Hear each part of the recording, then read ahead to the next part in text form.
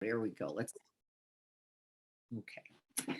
We're going to be reviewing on this Tuesday morning. Here we are. It feels almost like the middle of June already, even though I know it isn't. It's still blowing my mind how quickly summer is just taking off. Today is the 14th. We're right here almost at the middle door of June, nearing summer. I will again starting on the 28th of June through July 11th. And in Victoria in Seattle, we're taking a little couples trip. Al and I, as all of you know, have really been caregiving for the last several years. And since Al's dad's passing this summer, because COVID was a little bit reduced, felt like right timing for us to react, and we do that really well with travel. So we're doing that a little bit. However, in the midst of that, one of the greatest discoveries I think we as the Sangha are making is the beautiful teachers who are here to easily step in, who have so much to offer, who are skilled and caring. And Robin's going to be doing, I think, Robin, is it this Saturday? I don't remember. I don't have my calendar of those dates, but I think somebody's this Saturday because I'll be teaching the all day. Yes, it's Robin. Robin, wonderful, Robin. And again, you get an I'm glad to hear that. Yeah. I didn't know. That's you. Well, good that you know. I will. I'm happy to do it. Resend. I think I'll resend that email then. Please do. Has the dates for everyone. Good that you know. This is handy. We'll be in an at work. I will get some support. Oh, I'm not hearing. We have a really nice group coming there. Please know that Robin's going to be here. She's going to be supported coming to Quest Haven for just a small part of the day. And when we do an all day, one of the things I want everyone to know is you're welcome, even if that's only from 9 to 10:30. You're just coming for practice to support the community and then have to head home. We welcome the Sangha. You are essential to not only me in my practice, of course, but to the entire community. And so you're being there for both people who are just starting, for people who are expert, and everything in between, which is what we all are, is really lovely. So just know that. So Robin, I'll resend that calendar, even though now you know. I think we have a day or two. Greg, if you would take a look at that, that would be wonderful. So we have such a wonderful collection of people this morning. So wonderful. Robin, did you want to say something before I go on? Well, some of what you just said was garbled up, but I'll be at home. I'm leaving that day. So Carrie, I'll call you later so I can figure out how to get connected. That'll All work you do out is the great. normal process and you just log on and I've got you covered. Okay, very good. I'll set my alarm. So Carrie will be there to support. Okay, Yes, great. good plan. Good plan. Now that you know you're on. Thank you for the honor. Thank you for the honor. I appreciate it. Yes, thank you for acknowledging that. It is actually so. We want people on who have something they are passionate about, that they are skilled in, that is meaningful to them and consequently meaningful to the community. So we have had Seth and Poonam and Marilyn, and of course, Greg, now one of the big step-ins. I always appreciate that, Greg. And there are many more, by the way, waiting in the wings. So during the times that I'm in travel, I think it's most important maybe that you all know that we continue as a community. I am one limb of a many-limbed tree. And so watch any tendencies to go, well, if she's not there, then that's just not accurate at all. Practice continue, the teachings continue, and in this noble eightfold path continues. And so I want to talk about that eighth limb today, Samadhi. Remembering, we're just going to review some of the dust. Sama meaning complete, most beneficial, consistent with the Dharma. Some people shorten that concept to right concentration. I think it's short shrift, right? There is no right, wrong. It depends on the moment and the conditions of the present moment. That our mindfulness practice.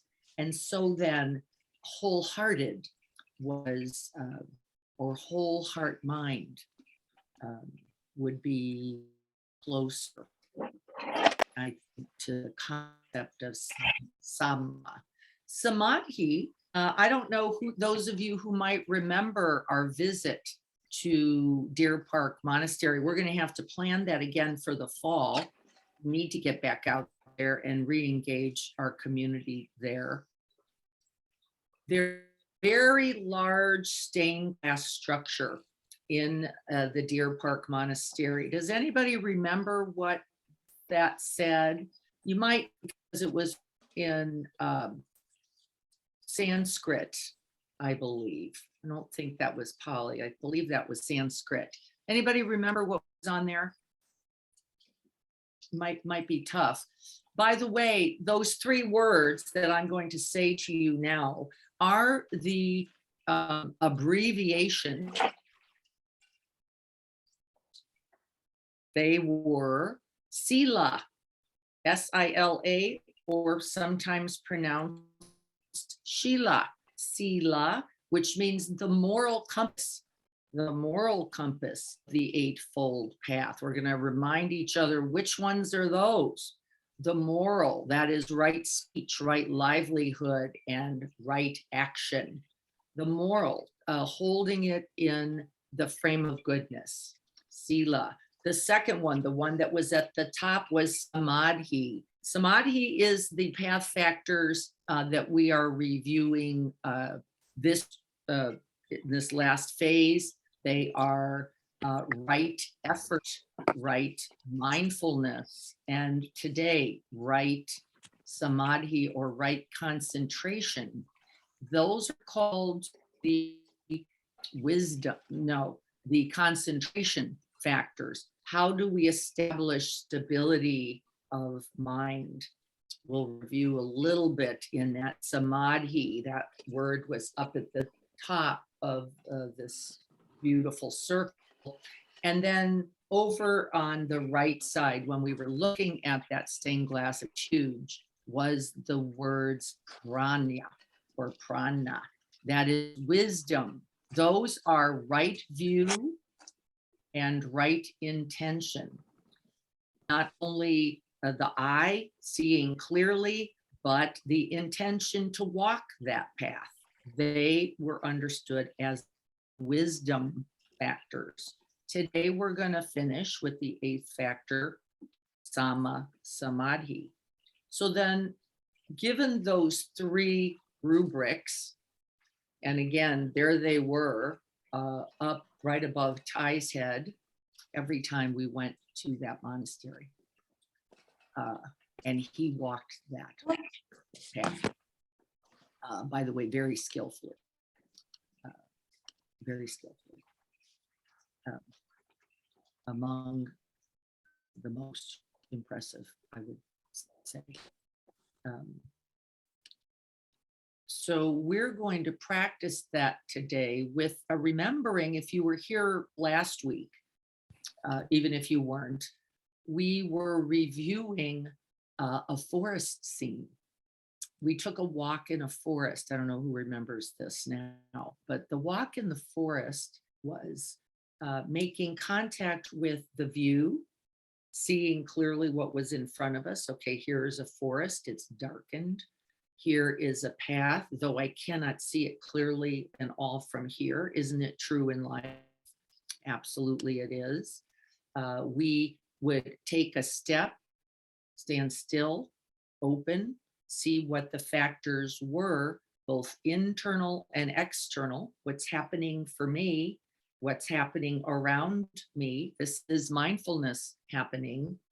And then how do I take the very next step with the greatest aspirations for goodness, for benefit, for kindness, for compassion, both for myself and that which is around me. At the moment in that forest, it was simply what? Maybe the plants, maybe the animals that were in the forest, maybe the understanding, which is beginning to cultivate that third quality, those third factors of wisdom, that we all have to act, think, and speak in ways that are going to protect, guard, preserve, and enhance that forest as well as ourselves. How do we do that? What if we approached every moment then like this? What's here? How can I respond to what's here internally and externally? How can I see clearly, hold it mindfully in presence, and then invite response? And the response is always, by its nature, to the greatest good for you and others. Yeah. I just had a talk with someone yesterday who said, this doesn't feel very easy. It was a young girl, because the truth is not going to be comfortable. It's not going to be comfortable for my fiance, and it's not going to be comfortable for my mother. And these are two strong forces in her life. And I said, unfortunately, you will deprive them of this opportunity to move beyond their own view, beyond their own comfort zones, beyond their own perspectives, by not sharing your essential truth. And we had to sit with that a while. You're actually not only just not acting for yourself, you're actually doing harm to others who don't then begin to move into accord with the truth and begin to accept and then act skillfully themselves. This is part of our practice today. So we're going to be establishing Samadhi, right? Concentration, whole heart mind concentration, with the shamatha practice that Greg regularly does on Thursdays. Why? If we cannot be still, if we cannot take our center seat, if we cannot stabilize the I, the mind, and that which is occurring directly presently in this moment, I cannot act skillfully. I cannot act most lovingly. I cannot act compassionately, wisely, and within sila, that which is of benefit and good for us all. And so we're going to practice this. When people say to me, I have no idea why I'm just sitting here counting breaths. Well, you don't have to count them. You could just feel them. But why am I doing it? I've forgotten. It is this stability of heart and mind. I sit unconditionally with and through and in it all. And that takes training, because the brainstem, as we know, likes to flit about. So let's practice Samadhi. I'm going to take off my shoes so I can anchor myself a bit, and then we'll look at the chapter a little bit. And so establishing oneself again by beginning to turn the attention towards this body as a whole sitting here.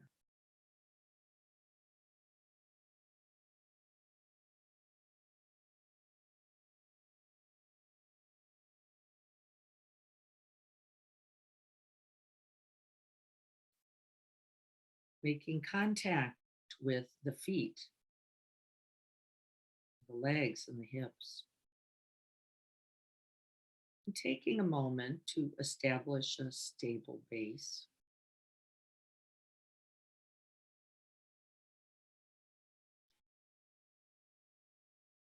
On the out breath, see if you can't settle the body in.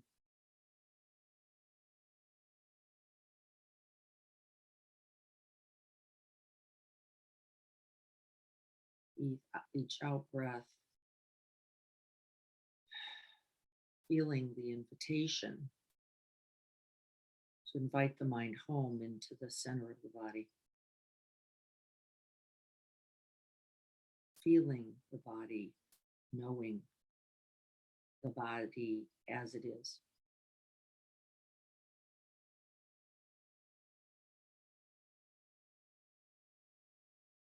And then with an in-breath, breathing up from the hips, feeling the uprightness of the spine, the back, the top of the head.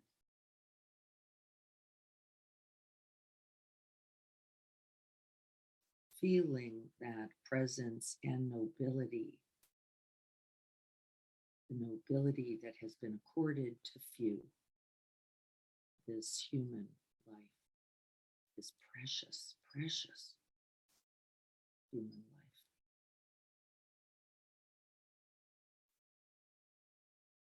Feeling the weight of the arms, the gathering of the hands, the aliveness there in the hands.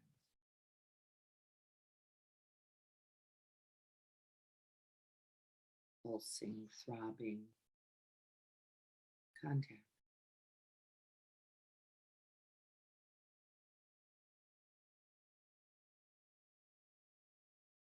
And then taking a deep, big in-breath, breathing in deeply.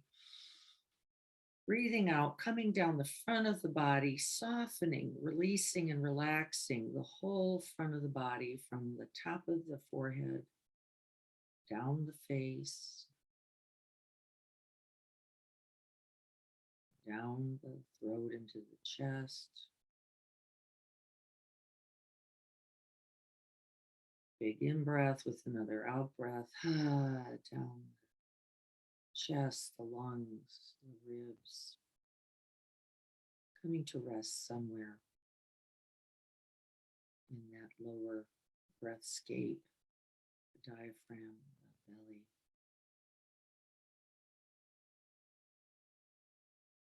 And then touching in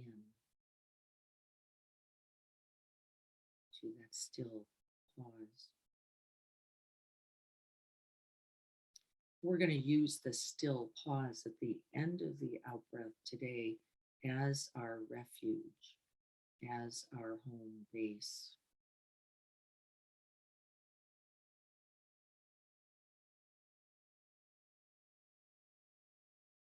So that is the essence of the practice.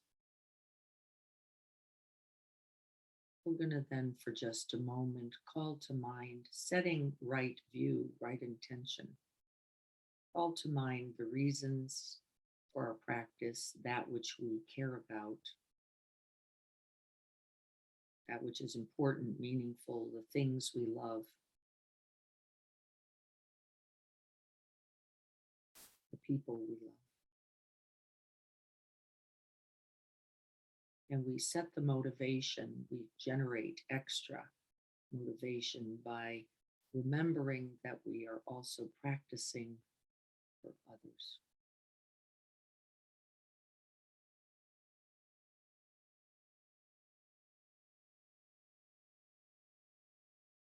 for all beings everywhere without exception, omitting none.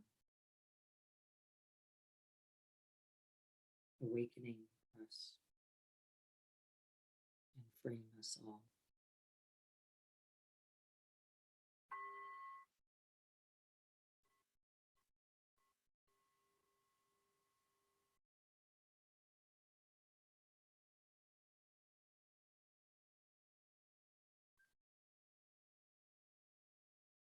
And then let the body come to rest. Following first the out breath. Seeing if you can capture the breath at the beginning of the out breath.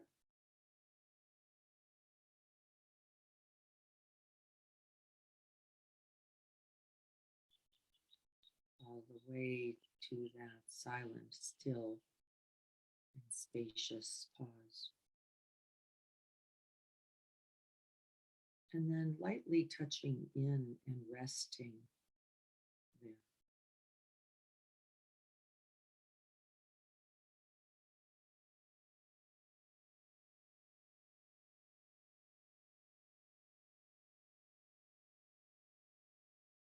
Tuck the chin just a little bit.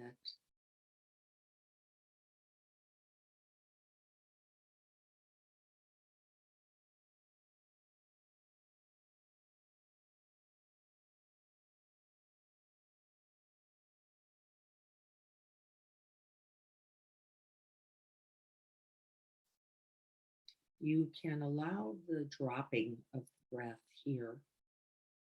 Watch for the tendency to meter the breath, like only eking out a little, like it has to get to the end somehow, and it won't if we don't manipulate. We're just breathing in. That'll happen naturally. And on the out breath, we're just dropping the breath, letting it go.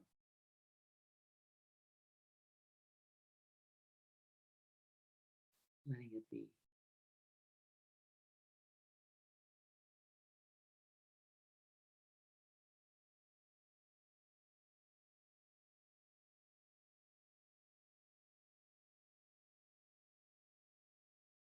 Thoughts are rising and passing. You can hear sound coming and going.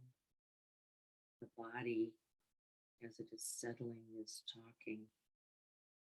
An ache here, a pressure there. And in the out breath, we're simply allowing as we commit ourselves to the experience of the breath,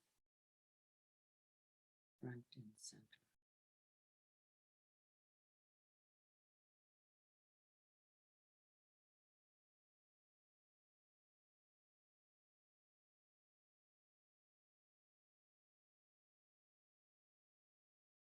And whether you know it or not, awareness already here, arising, present. It already knows when you're with the breath and then not. And we're watching for any storylines or judgments. We simply let those go as well, offering ourselves completely to the out breath. And then resting no matter what. Releasing the body, releasing thinking, letting it all be. It's as if you were doing a big prostration on the floor. We're just, here it is, this present moment, just like this.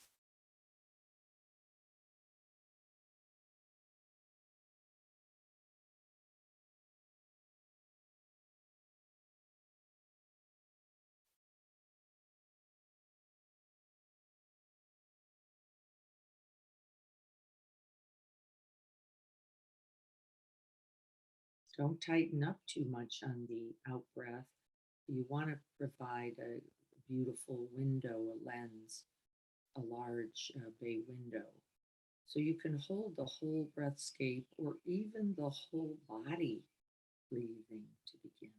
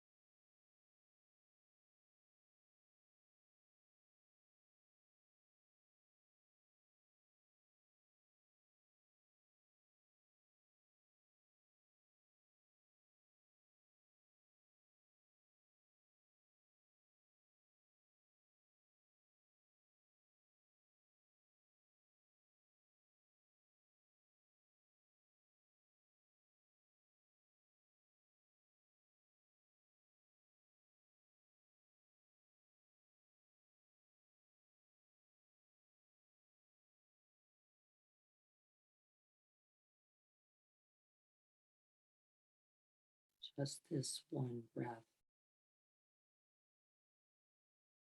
and that beautiful sacred pause at the end. Rest there again and again.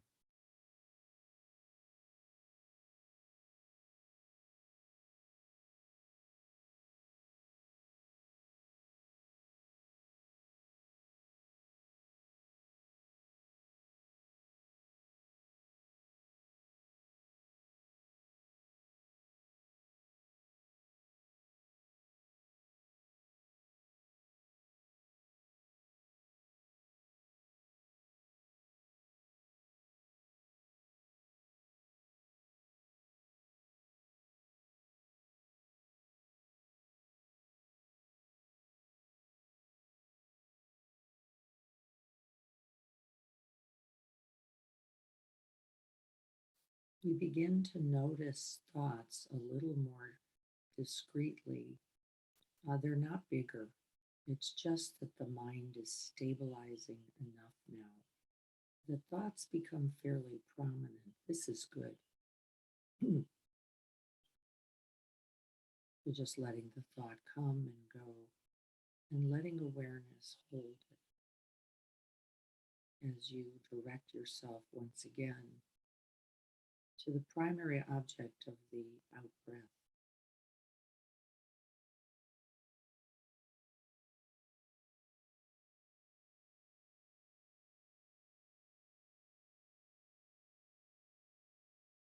And that beautiful, spacious pause at the end. And now I'd like you to leave the mind. It's an interesting instruction. Leave the mind in that open, sacred, still, and silent pause. Let it rest there, even with the next in breath. Let the pause itself, the open space itself, be the primary object. You're going to breathe in, being held by that still and silent open space. You're going to breathe out. We begin to recognize that that pause is everywhere, holding everything.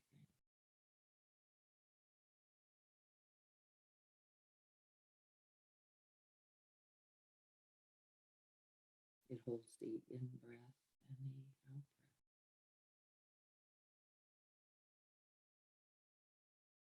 The sounds of the birds, the sounds of the belly.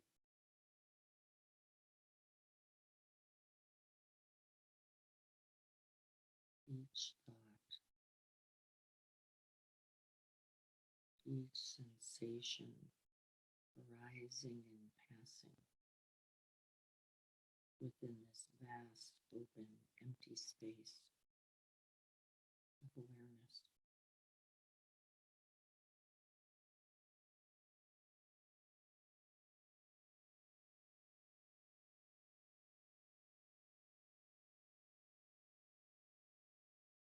And so there's no longer just that little pause point at the end. You are resting the whole of this body, the whole of the shelter you are in, the whole of the city, the town, the country is resting in this vast, open, empty space.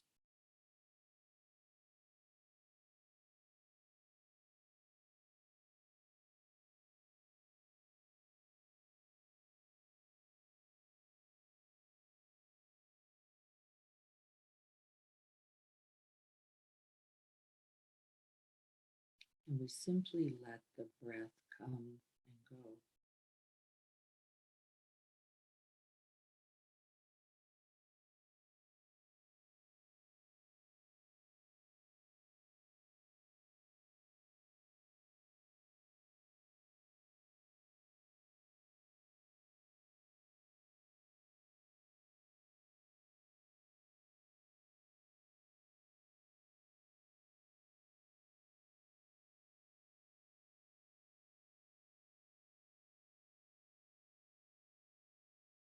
The objects are moving, but awareness is still.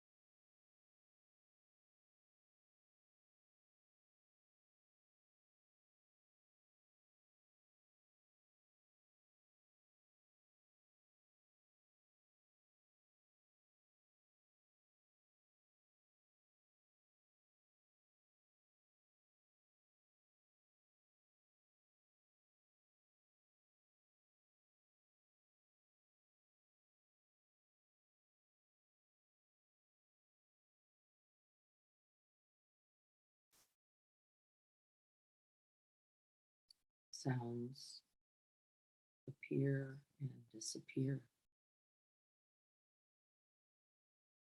Awareness is silent and holds it all.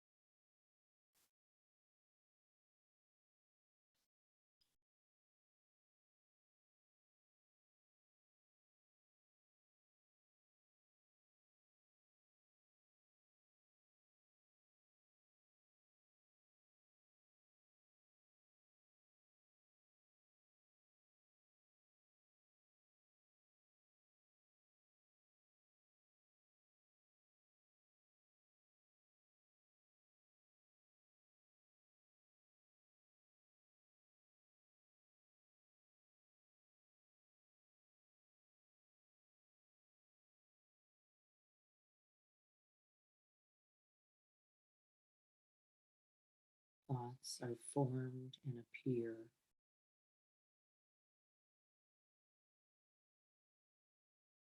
in that vast, empty sky of awareness. They do not move the mind. Even thoughts simply coming and going. Thoughts as thoughts.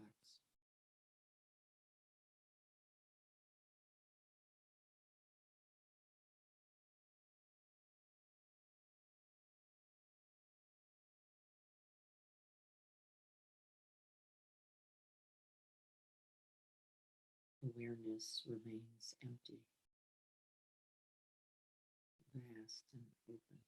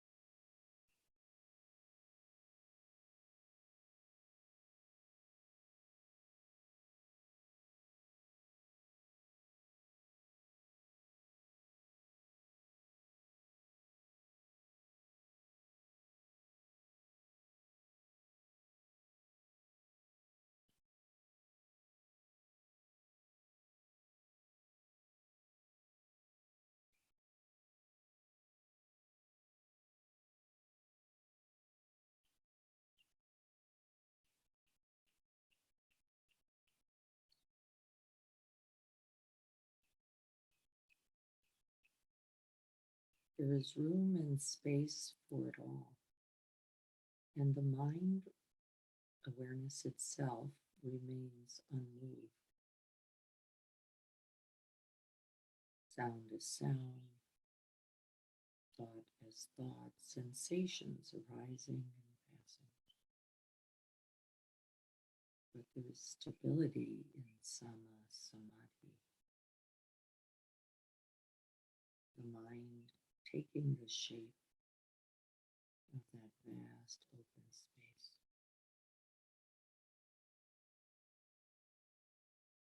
Awareness itself.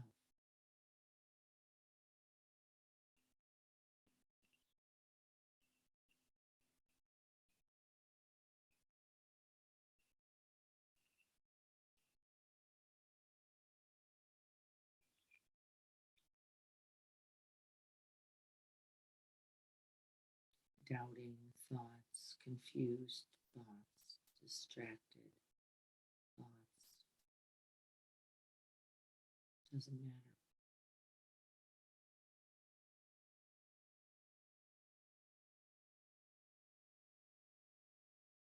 I am not my thoughts.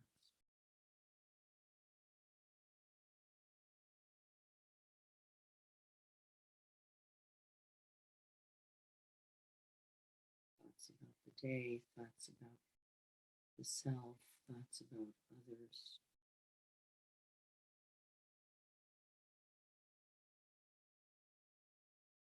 Little ripples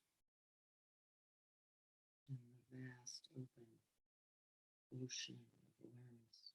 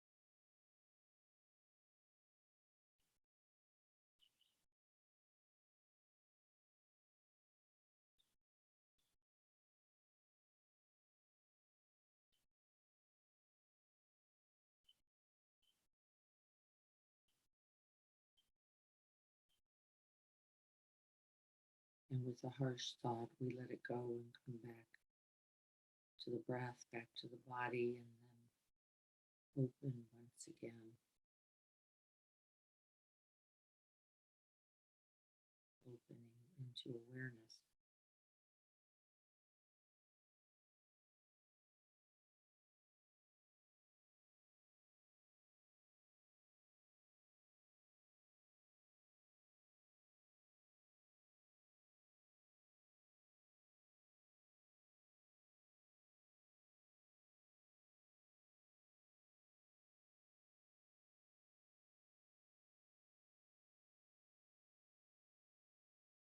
And from this stillness, from this stability, from this openness, we can see most clearly.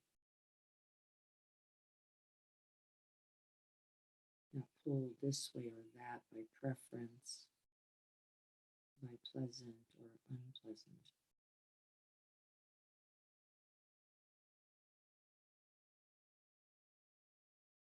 We see the way, we see a path.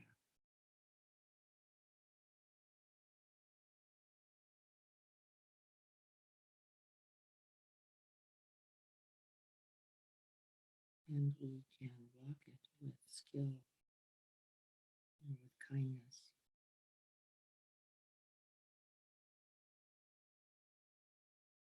One breath, one step, one word at a time.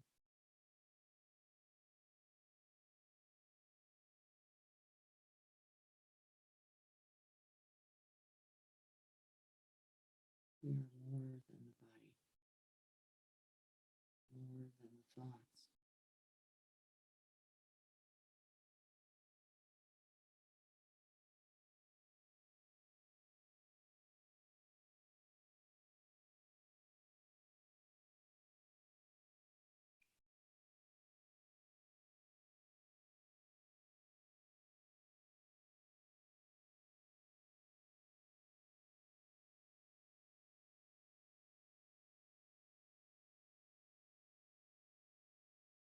And in this ease, with this calm, from this heart mind of peace, we can wish all beings happiness.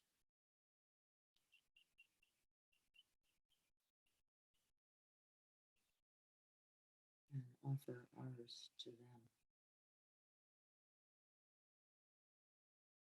Perceived other, no separation. Your happy is mine and mine is yours.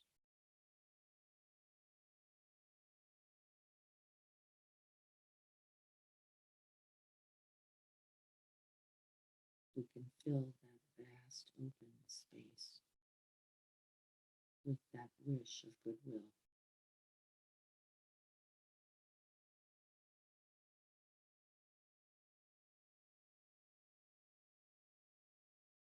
With a wish for freedom from distress, from pain, from fear or suffering.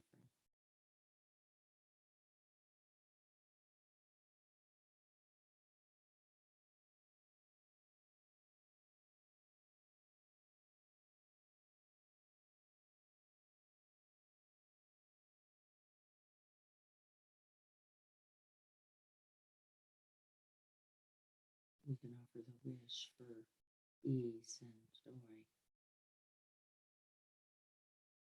and gratitude and seeing our blessings.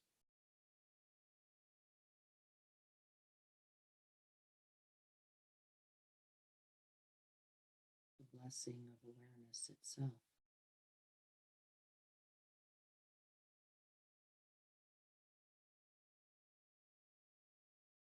As we continue to breathe and rest in that radiant light of awareness with equanimity,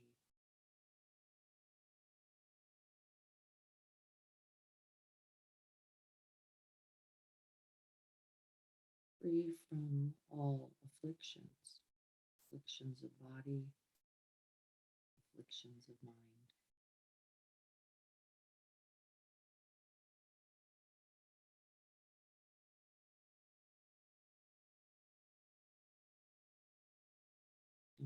beings be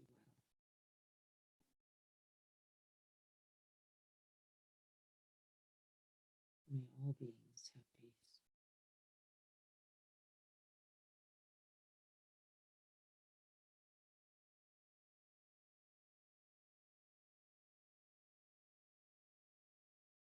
And may this practice this morning be a contribution.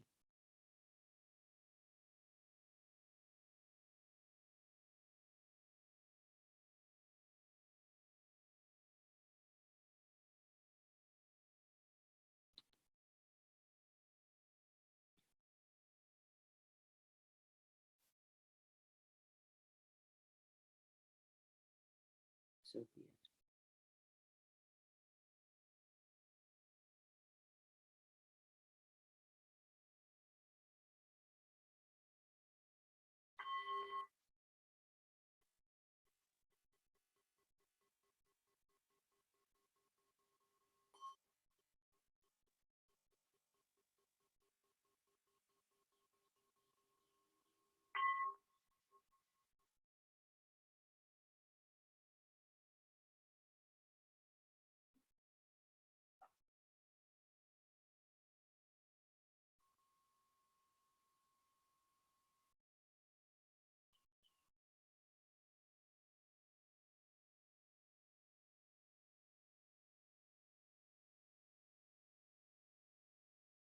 And being gentle, taking a moment.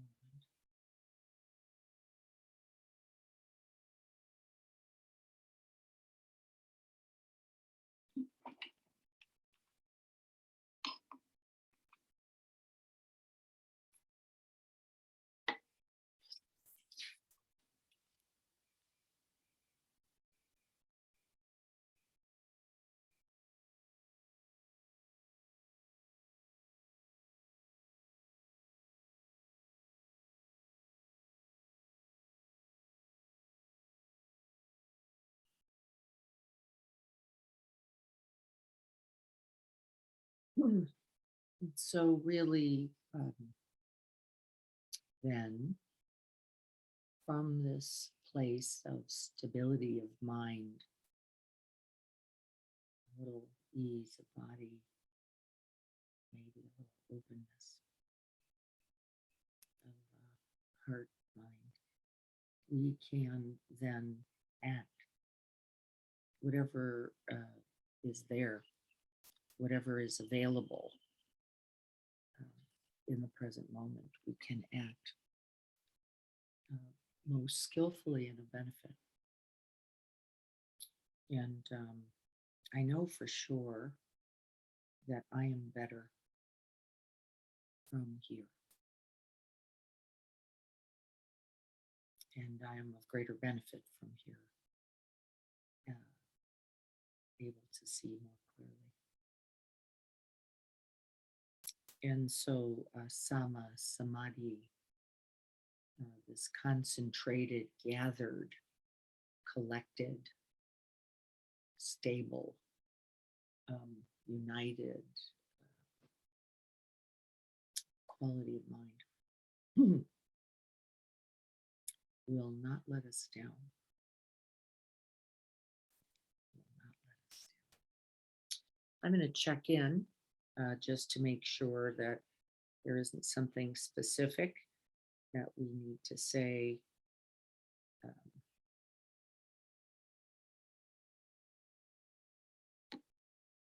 Before we move on to Gregory Kramer's chapter, take a little look at what his thoughts are about that.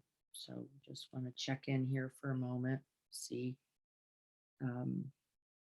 I see a longer post from Robin about the management of one's heart rate and more autonomic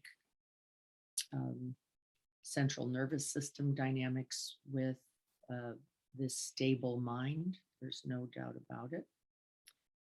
Renee says, the shamatha practice helped me. Thank you. Nerves have been frazzled from one's profession.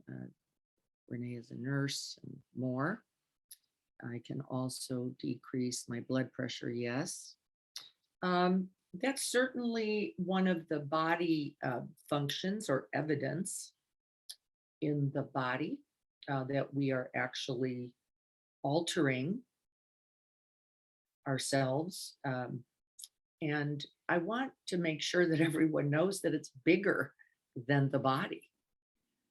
You are doing much more than managing blood pressures or heart rates or pupil dilation. You're actually cultivating significant qualities of mind, not only for yourself, right? Not only because if you are stable, whether it's your blood pressure, your attention, your non-reactivity, non-judgment, um, clear seeing, the truth is the world is better.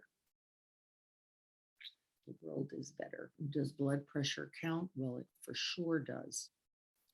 And I promise you that the blood pressure is just one signal of the much larger impact that these practices are having on you. It's a good one. It counts. And it is not only that in any way at all. You are more collected, gathered, stable. Diane. Moment. Yes. One of the things that signals me when I'm going to be thrown into one of these, they call it a first responder's anxiety attack, is I'll start getting pain right here. Just start building up, and then it builds up and builds up and builds up. And before I know it, I'm stiff, I'm almost frozen, and I just have to stop and breathe. And literally those 10 breaths can just do so much for me. And then if I can just sit and do a quick meditation and a body scan, it only takes about 45 minutes, but I can get out of it. I can get out of it, which, I wasn't able to, earlier. Yes, we can respond to our own distress. And that we're going to be in distress is a part of this human life, isn't it? First responders are we all in whatever life circumstance and ways that's true. And our stability, our wholeness, our presence, and our capacity to regulate. We all have this, like knowing how we are as a beautiful first step to as a first responder. It's a beautiful first step. Like, how do I hold this so that I can then, in that balance, in that equanimity, in that stability, in that clarity, hold others? Yep. And there's training for that, of course, in life. Renee and Robin were just talking about some of that right livelihood, the work we do only in our daily lives, but in response, in professions, and we all need that. We all need that. I don't know a way. I will tell you again. If I could find one, I would share it with you. I don't know a way bigger than the breath, the body, and the placement of mind again and again in the refuge of awareness, which it always is. It's always there, even when you're pretty sure there's nothing left but the frazzle. Well, if you know you're frazzled, there's something else there. If you know you're unglued, there's something else there actually happening. That you can know how you are is the beginning of all good regulation, stability, those factors. Yes, Robin, that looks great. Yes, we are all in suffering, by the way. Let's focus on that for a second. No matter where you're traveling, no matter whether you're in France or whether you're in Canada or whether you're in Alaska, whether you're in the reality of this world in its vast now uncertainties, right? People are watching the hearings and they're going, oh my God, we didn't understand all the truth of greed, hatred, and delusion in our world. Yes, you did. Yes, you did. We just wanted to believe it wasn't there. Don't we all want to believe, as Pema says, that there's a babysitter who's got us, who's holding us even when, and the answer is no, we are the babysitters. We are the ones. It is ours to bring stability. It is ours to bring loving presence. And I'm working on that every day. Some days it appears more easily than others, but I'm always working on it like I know you are. It's why we need each other, right? So much, because like I don't want to do this alone, and you don't either. And I love that we're here together. Thank you. Thank you. We can do this. We can together. I promise. That's part of what I know. Let's look at the chapter. I'll pull it up here for us. I always have to move things a little bit. Hang on here. This is the maybe like chapter 11, I think. Let's go back and see if we can. Yeah. So this is chapter 11 in A Whole Life Path. This is, as I said, the 8th factor. I don't like the numbers, I'll tell you honestly. I don't know. Is right samadhi the end, or is it the beginning? Right? Without stable mind, we can't see clearly. Without seeing clearly, we can't respond and act skillfully. Without acting skillfully, we can't see the effect of what is of benefit and what is not of benefit. And these practices were really first designed, just so you know, for recognizing very specifically qualities of mind more than what's going on out there. It was really to go, oh, when I think this, when I notice that thought, I notice that my heart rate goes up. I notice that I begin to feel frazzled and frayed. I begin to notice that I can't act from a place of wholeness or responding. And wow, so I'm going to really watch that thought. And really, when noticing that thought, for example, I'm going to be skillful with it. What does that mean? Well, not judging, not condemning, not becoming harsh, not becoming cruel, not going into ill will, but really going, don't need that, let that go. And really then working on holding thoughts of goodwill, thoughts of kindness, thoughts of compassion, thoughts of equanimity, and stabilizing for oneself and others. This is the path. This is it, folks. You start right there. Oh, when I think I've got a really shitty day, you can count on the fact that that's going to happen. You can, because you're already setting a course in that forest called everyday life. Can you recognize that judgmental thought, the demeaning thought, the fearing thought, the pained thought, and hold it somehow in awareness with compassion? This will change the course of your day, the course of your life, and then consequently, course of the world. Yes, it will. This is what Gregory has to say, but let's take a look at it. I don't think I did a lot of yellowing, so we'll just kind of take a little look here together. I've already talked about Samadhi and what that meant. Here's a couple things I thought he said that I thought were useful. It is natural for the mind to jump from thing to thing when stimulations appear in the sense doors. What he means by that is when you hear a sound, you're going to notice hearing, right? And then sound. You don't have to get rid of that. That's just a part of the function of the mind. You don't want to be carried away by sound, is also true. And so when we begin our practice, often we try to establish a little, for example, quiet, or we try to establish a little sense door guarding. We lower the eyes, right? So that we're not overstimulated by seeing. We don't focus on sounds first. We come back into the body. This is creating sense doors because the sense doors themselves are natural cravers.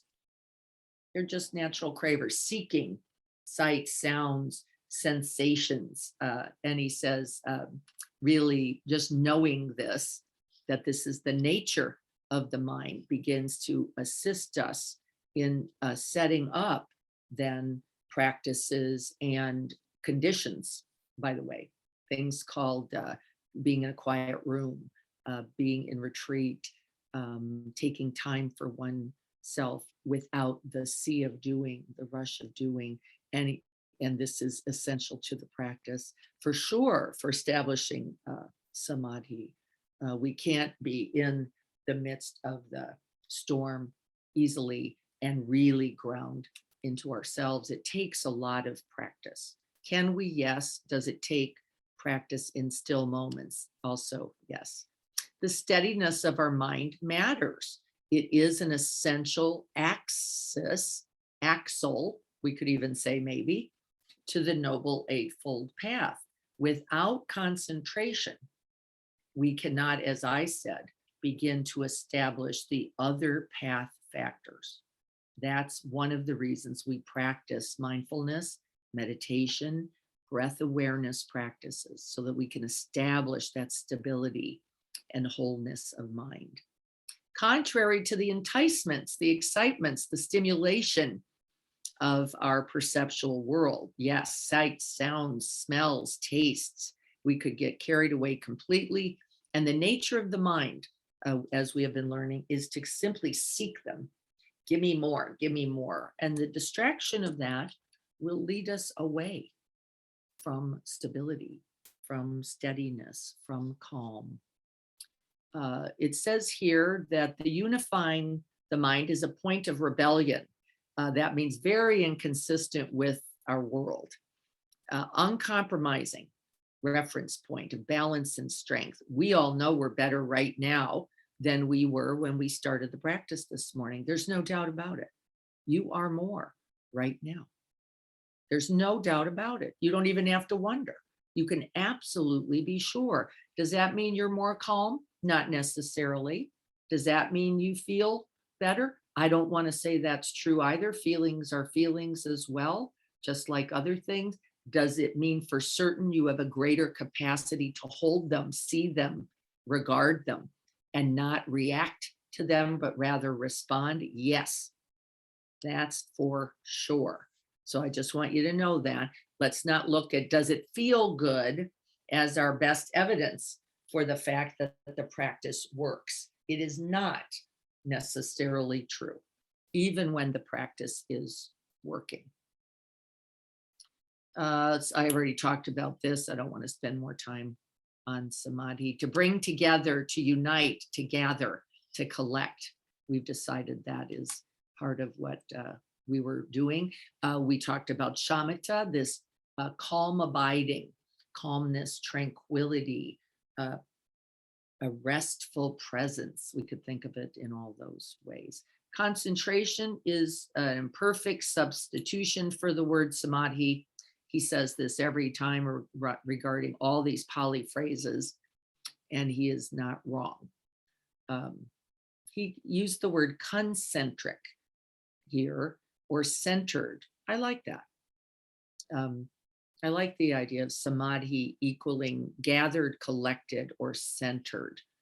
Concentrated is a common word also. He says, in the mind of samadhi, it is relaxed, open, available. There is no struggle. There is no seeking. I don't need anybody notice this? Like, I didn't need to go get something to eat. My stomach was grumbling though. It was okay. I just was noticing grumbly belly. Did I have to jump up to go get some watermelon? I did not. Was I recognizing that that was a quality of body? Yes.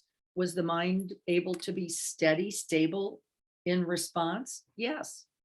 I was okay. It's a quiet alertness, stillness, stability. Look at the words used, but not focused. I loved this. We make a mistake in our shamatha. practice, in believing we have to glue the mind somehow to the breath, it's really a large error. It gets us in a lot of trouble, doesn't it? When we go, oops, I heard the sound. Oops, I noticed the belly.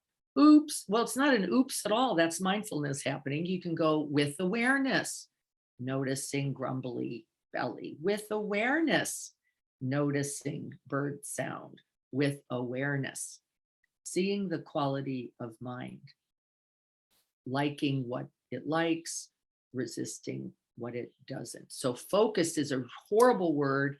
I agree with Gregory completely. I don't think it's useful. I don't think we should be striving for focused mind. And the truth is, I will say that clear, focused attention is the result of our shamatha practice. It is not, however, the goal or the objective. He is saying there's no effort, no agency in established samadhi. Anybody notice that? Like, we don't have to be, there's no one trying for it anymore. There's no me working, efforting, forcing. We're resting back in awareness itself. We're letting it take the reins, as they say. And I love that reality. And no, nobody starts there. So you don't have to work. No, because the thinking mind, we are in a certain mind function that we have to stabilize and settle for awareness to be as in evidence as we want it to be. Yes, it leads to greater happiness, contentment, ease. It is true. He says, once again, no will involved here. We just stay in the practice. We follow the instruction. That's it. There isn't, if I try really hard, I could get there faster. It doesn't work like that, by the way, at all. And in fact, in our jhana training, what we noticed was that the more you tried, the more distressed you became. It was only in the letting go. It was in the surrendering, in the resting, and the consistency of it that samadhi could be established. Let me take a drink here.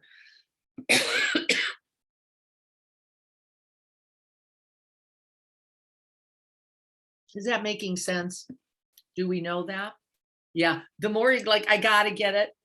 I got to glue the mind. I've got to get more loving or kind or equanimous, whatever you're thinking you need, more serenity.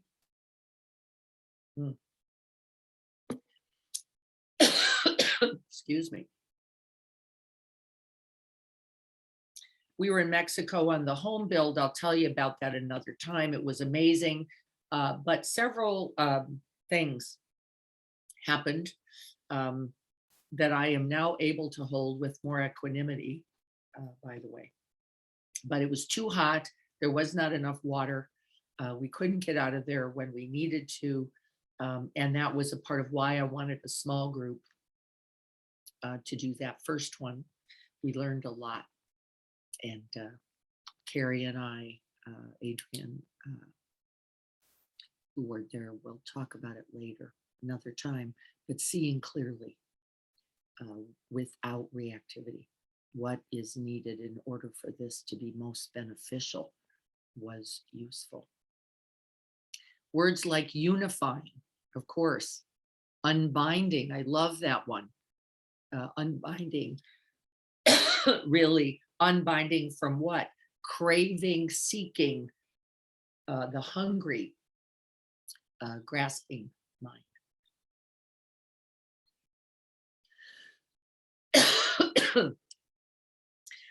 Gregory talks about dispassion. It is one of the also jhana states. And what dispassion really might mean more, it's a hard word. It doesn't mean not caring.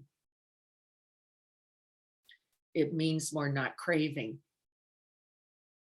not seeking, not hungry, that we're not always in that hungry ghost, wanting more, seeking more, needing more, greedy for more. And what more we really mean isn't chocolate cake, it's not caramel corn, it's more existence, more me, more validation, more approval, more love, right? We do these things from our hungry, thirsty, deficient feelings. They're not real about self. I got to get this in order to be okay. Dispassion means I recognize those things are not going to be of great contribution or consequence. This is often when we begin to naturally reduce cravings. I'll give you a silly little example. Beyond my caramel corn, um, I love earrings. And so I would see a pair of earrings and think, oh, I need those. We'll need them for what? I've only got 2 ears. And I think, oh, this pair, that will go great with that. Or this will go right, or those shoes, and it isn't that we can't like things. It isn't that we can't enjoy their beauty, their craftsmanship. But I think we have to be watchful of falling in as easily as we do to the craving mind that goes, if I could only secure this, then I could be okay. Then I could be happy. We do this with things that are much larger than a pair of earrings. The caramel corn, don't we? We do it with things like relationships. We do it with things like roles. We do it with things like titles. We really do it with things like money. If only I could secure this, then I could be loving, kind, happy. And there is no truth in it. As much money as you have, as many earrings as you own, as many shoes in the closet, as many nice beds, doesn't mean they're not beautiful and wonderful. It means this alone will not be the contribution to the end of your suffering. Watch it, because we all have a tendency to look out, don't we, rather than in. And working on that samadhi in ourselves.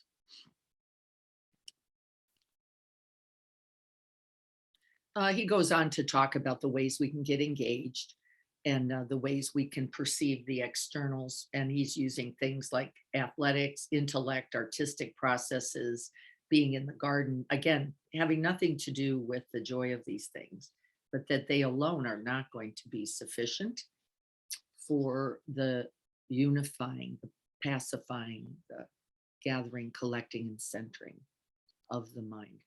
Is it also true, yes, that we could use any of those things as objects then upon which we could place attention? Let's use the garden, for example.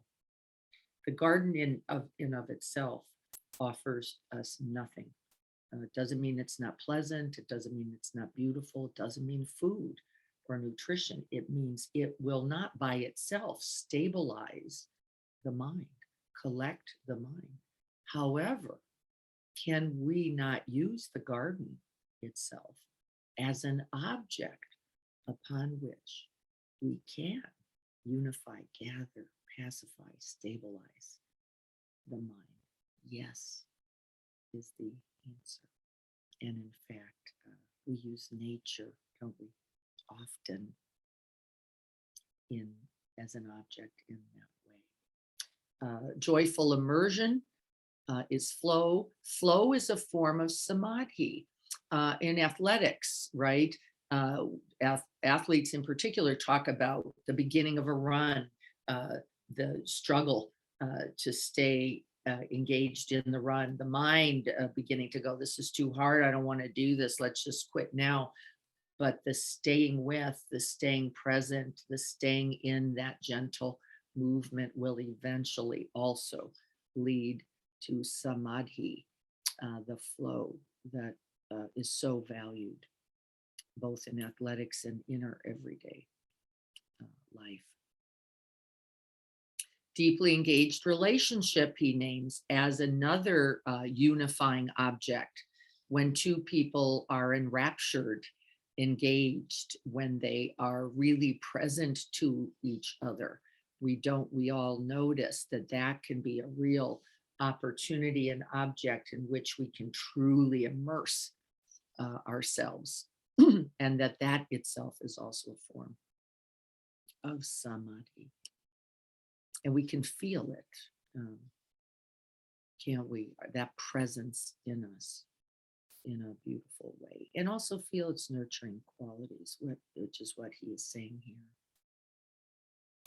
Samadhi rises to its full liberative, that means liberating potential gradually and over time. I'm going to add to that also suddenly. Yeah, I think they're both true. Samadhi, like awareness, like loving presence, is gradually developed over time. And then all of a sudden, in that gradual flow, there can be, wow, a moment where we go, boy, do I see clearly. Caramel corn is never going to fix this. And really, for me, that was a real thing. Where I was like, I'm already feeling its sense. I'm growing dispassion for it. It doesn't seem like it's really getting me anything of benefit, although the memory of my father certainly continues to be in it. And one day, like, yeah, it just doesn't have anything really in it. I think it is gradual and sudden. And so watch for both. I think they're both relevant. I think they both happen and are real. Talks about the jhanas, these jhana states. I'm going to leave that to you guys. I always find the jhanas interesting. They are useful. There is sukha in the jhana states, including stability, and then a certain joy, and then a certain rapture, and then a certain sweetness. And then that even falls away to just a contented presence that isn't in seeking at all. And that's what Gregory is really saying here. It's calming. Yeah. He goes on to explain the jhanas a little bit more. If you're interested, read this section. He does a nice, fairly good job of summarizing. I don't think I want to do much with the jhanas. We spent a whole year on the jhanas with Lee Brassington as a teacher. It was lovely. Samadhi is an awakening factor. Of course, can't you feel that? We are much more awake. A spiritual faculty. Yes, of course, we are more in contact to the self that is larger than the body mind. I said that during the meditation. And it by itself is identified in the teachings as a spiritual power. I believe it's all true. I hope you can feel that. As you continue to sit in samadhi, that would naturally develop, by the way. Investigation, yep, the 5 spiritual faculties. This is one of the dharmas that comes out of the Buddhist tradition. Again, we talked about it briefly at the beginning. These factors all contribute to our mindfulness and then to our both personal, spiritual, and relational, I will say, development. All of these factors. Faith is not enough. Why? Without good energy for sustaining our practices, we cannot cultivate mindfulness. Without our mindfulness, we cannot cultivate samadhi and those beautiful factors that come from it. And consequently, without that, we cannot find wisdom. And so says the Eightfold Path and its teachings. So spiritually enriching, necessary, we might even say. Also necessary. I don't think there's anything else here, although I found it interesting that I thought you all needed to know, particularly. That's why I didn't do much with the. No, yeah, he goes on to the biologies of some of this. You can choose to read that in chapter 11. He reminds us about the hindrances of the sense desires, which we have talked about many times, and that we are always being watchful of, I think most importantly. Says it affects not only the meditation practice, but of course the rest of our lives, the work, the play, the relationships we're in. Of course, that's true. I think I'm good. I want to go all the way then to see where he moves into 12, which is the whole path. That's what we're going to work on next week. This is just extra practices you can choose. I like Samadhi simply itself. So I'm not going to recommend all these others. These are fancy and lovely, but I like just calm abiding practice, shamatha, as the best practice. Would that happen in 60 breaths? The answer, it would not. Would it stabilize the mind a little? Would it offer some calm? For sure. Would it offer enough stability of mind? Well, every breath, right? Every breath that we then take with intention, that we take on purpose, that allows us to come home to the present moment, and this body breath is going to be a contribution. So whether you can get in 10 or 20 or 60 at the minimum, that's our goal as a Sangha, 60 breaths a day. If you can do more than 60, the truth is it usually takes anywhere from 15 to 20 minutes and then beyond to get into early jhana states, stability, centeredness. And then it takes up to 45 or 50 minutes with consistency to get to the higher jhana states, those things that are really high levels of stability of mind and those spiritual powers, seeing clearly even in rough waters. We aren't going to be doing that right now. We do that in retreat. And that's one of the reasons I love retreat, and we'll be doing it again this summer, sometime probably in August. We'll talk more about that as we get there. This is chapter 12. I'd like you all to take a look at that. We will be reviewing, like, how am I going to start practicing with this stuff every day?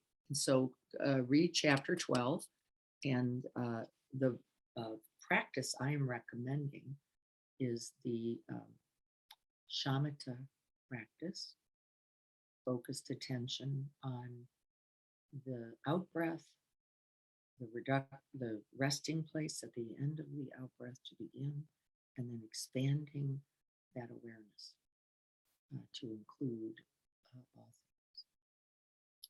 All right. Any questions before we go? I know we only have 2 minutes. Just checking in. I'm going to put my marker there so we know that that's where we will be next week. Let me look here in chat and see. Oh, thank you. I've got some. Shivam says, the funny thing was that I couldn't hear what you were saying. Phone volume not loud, speaking softly, but the energy came through. Yes, it does. I happen to know that. Pain is inevitable, suffering is a choice, says the Dalai Lama. You know, the truth is recognizing that we are contributors by that instability of mind is very useful. I don't know how much of a choice it is, especially at the beginning of our practice. I think we just keep finding ourselves there in suffering and then decide, man, I want to change something about this. This is not working for me. Yes, this human capacity for suffering that we're all in. There it is. I've got your new email. Thank you. When we experience the wow, is the work to stay in the awareness. Yes, it is, in fact, not to get seduced by the wow, because the wow comes and goes too. It is not permanent. It is not fixed. It does not stay. And if we're looking for the wow, we're going to be vastly disappointed with the whole rest of life when it's not wow. Well, it's always wow in a certain way, but the ordinariness, right? Of the wow of doing dishes, the wow of morning sun or sky, the wow of every plant. We start looking for a certain quality, a cymbal clanging wow, rather than life itself. And so, yes, we see it as a way to get drunk, by the way, Robin. And it's actually one of the big hindrances in the jhana states as we get to rapture, to bliss, and we go, I want to hang out here. Well, no, it ends too. And then we're in suffering once again. Can we enjoy the wow? It's called sukar, honey, sweetness, as an invitation to just keep practicing. Yes. And are we guaranteed that it will end? Yes. It's a guarantee. It is not because you're failed in the practice. It's not because you're just not good enough meditator. It just isn't going to hold. It's a conditional state. It's a conditioned state, doesn't hang. Breath awareness will notice and hold everything. The short breath, the long one, the one I like, the one I don't like, the one that's rapturous and the one that feels just particularly ordinary. We don't need a certain kind or quality. It is the quality of our awareness that actually determines our experience. In the most mundane, it says, in the simplest moments. You So get the idea? as we practice, our awareness becomes greater and we can have more wow than In everything. yeah. Well, really, then everything becomes a wow, including death. By the way, my teacher, Joko, that was her last words were wow.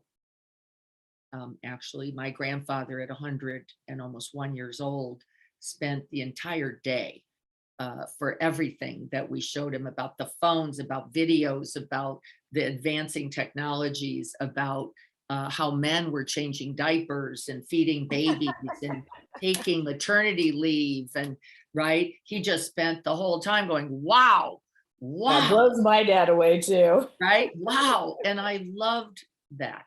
I loved the reality that he could see all of life in its unfolding, including dying himself, as a wow. He just went, God, I can't get over. He died, by the way, and they paddled him back to life. And the first thing he said was, wow, I was ready to go. And you brought me back. Here I am again for another 9 months. And I reminded him that sometimes, though he was ready, that his family maybe needed him a while longer. And that was a wow. Like, oh, okay. Yeah, that's right. It isn't just about me, is it? And that was probably the biggest wow that he gave me. It isn't actually just about me, is it? Yeah. Wow. Wow on that. So we're already over time. I'm going to wow all of you for this day. Can we see the wow in everything, including the thing we didn't like and didn't want? Because it too, doesn't it? It has something to teach us. The very thing, my Achilles heel, my our own reactivity, the lack of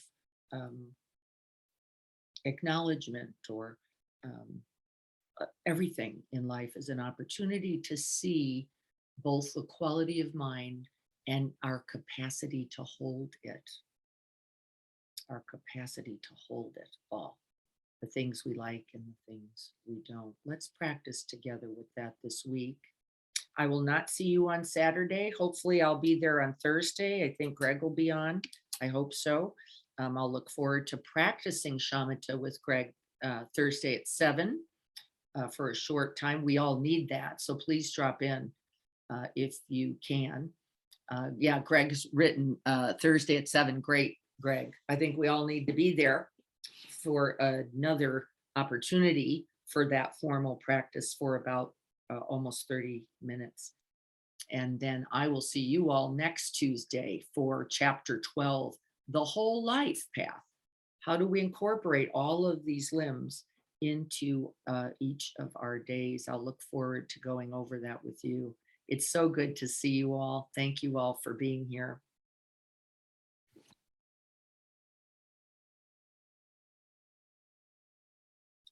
With every blessing. And I'll see everybody Saturday. Robin will be here. We're Some gonna- people Saturday. A lot of Yeah, people will be. I think we're going to have a pretty nice group, Robin. So let's count on that. I'll look forward to you. seeing, hearing all about it. Please record so that people will have an opportunity, even if they can't be there, to watch later. I know Robin's doing a whole body practice. I think that will be a beautiful offering at this time in our own practice development. So thank you all. And thank you, Robin, so much for that. I'm sorry to miss it, and we'll look forward to the recording. Yeah. All right, everyone, be well. Wow to this day. Let's see how many we can find. Take good care.